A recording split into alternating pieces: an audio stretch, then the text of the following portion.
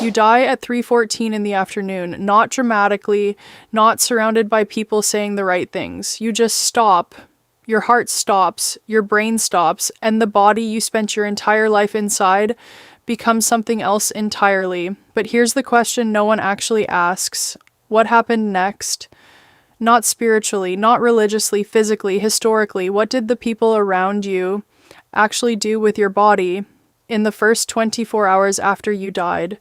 The answer is nothing like what happens today, and it's nothing like what you've been told. Let's go back. For most of human history, death didn't happen in a hospital. It didn't happen in a sterile room with machines and professionals. It happened at home, in the bed you slept in the room your children grew up in front of everyone. And when it happened, the body didn't disappear into the hands of strangers. It stayed right there, in the house, for days. This wasn't negligence. This wasn't poverty. This was the entire point. In ancient Rome, when a person of status died, the body was laid on the ground first. Not a bed, the floor. This was called the conclamatio. Family members would gather and call out the dead person's name, loudly, repeatedly. They weren't grieving yet, they were checking. Because premature burial was one of the most feared things in the ancient world, and for good reason. In the 1700s, a German physician named Christoph Wilhelm Hufeland documented over 700 cases of people who had been mistakenly declared dead, people who woke up in coffins, people who were found alive in burial shrouds, people who scratched the insides of sealed tombs before suffocating. The fear was so widespread that in the 1800s, inventors created what were called safety coffins. Coffins fitted with bells, ropes, and air tubes so that anyone buried alive could signal for help. So when ancient Romans called out the name of the dead, they were doing something rational. They were waiting for a response, just in case. But let's go further back. Further than Rome, 100,000 years ago, a Neanderthal dies in a cave in what is now Iraq. His name, if he had one, is gone. But what happened to his body is not, because archaeologists excavating Shanidar Cave in the 1950s found something that stopped them cold: pollen. Massive concentrations of flower pollen surrounding the skeleton. 8 different species of flowering plants: yarrow, groundsel, grape hyacinth, joint pine, plants that don't grow inside caves, plants that had to be carried in deliberately. The implication was staggering. A Neanderthal, a species we spent decades dismissing as primitive and brutish, had placed flowers on the body of someone they lost. They grieved. They marked the moment. They did something with the dead body that had no survival value whatsoever. And they did it anyway. But here's what no one talks about. The flowers weren't just placed there. The body was positioned deliberately, curled on its left side, head resting, facing a specific direction. This wasn't random. This was intentional arrangement. Someone spent time with that body. Someone touched it, moved it, placed it exactly where they wanted it to be. That person stayed with the dead. This pattern shows up everywhere archaeologists look. In a cave in Spain, 430,000-year-old bones from at least 28 individuals were found at the bottom of a shaft called the Pit of Bones. The shaft was 43 feet deep. There was no evidence anyone lived there. No food remains, no tools for daily life. The bodies had been carried there and dropped in deliberately, all of them, over generations. Someone kept coming back. Someone kept bringing their dead to the same place.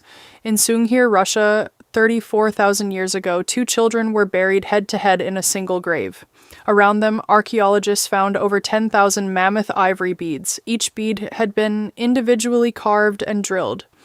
Researchers estimated it would take 45 minutes to make a single bead. That's 7,500 hours of labor, buried with 2 children. Whoever made those beads knew they would never be seen again. They made them anyway.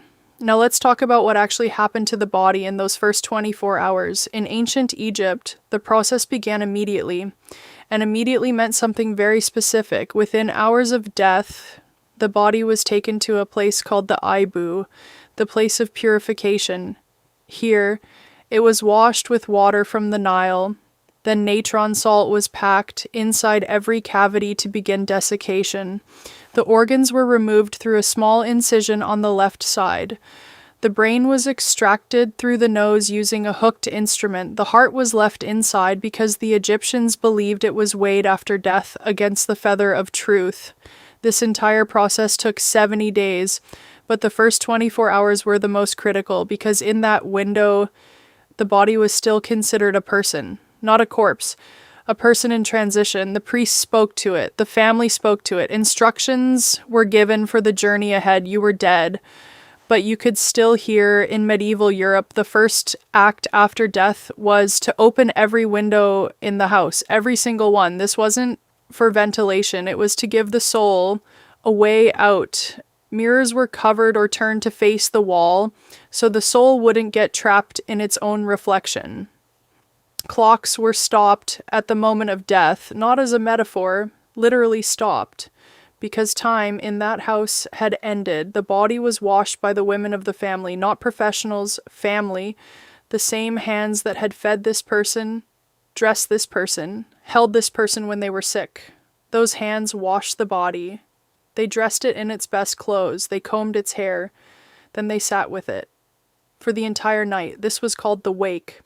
And it was never optional. Leaving the body alone in the first hours after death was considered one of the worst things you could do. Not superstition, respect.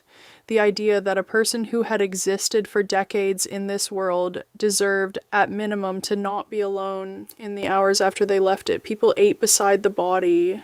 They told stories about the person. They laughed sometimes. They cried.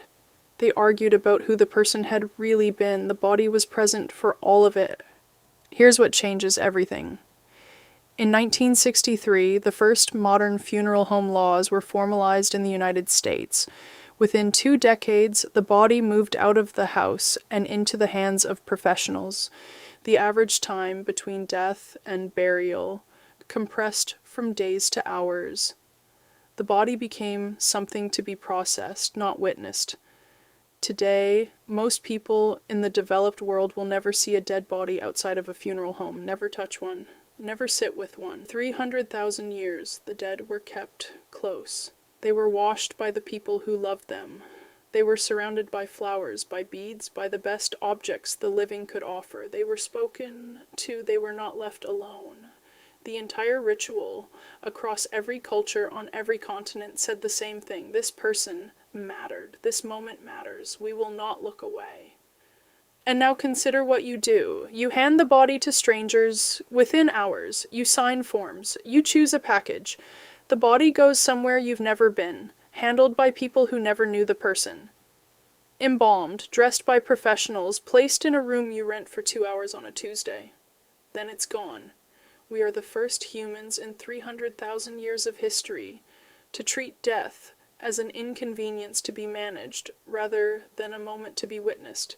Your ancestors carried their dead 43 feet down a shaft in complete darkness just to place them somewhere deliberate. They made 10,000 ivory beads to bury with children who would never wear them. They picked flowers and carried them into caves for people who could no longer smell them. Not because it helped, not because it changed anything, because presence was the point, because sitting with what you've lost, staying with it, not looking away from it, was what humans did. And somewhere in the machinery of modern life, we decided that was too much to ask.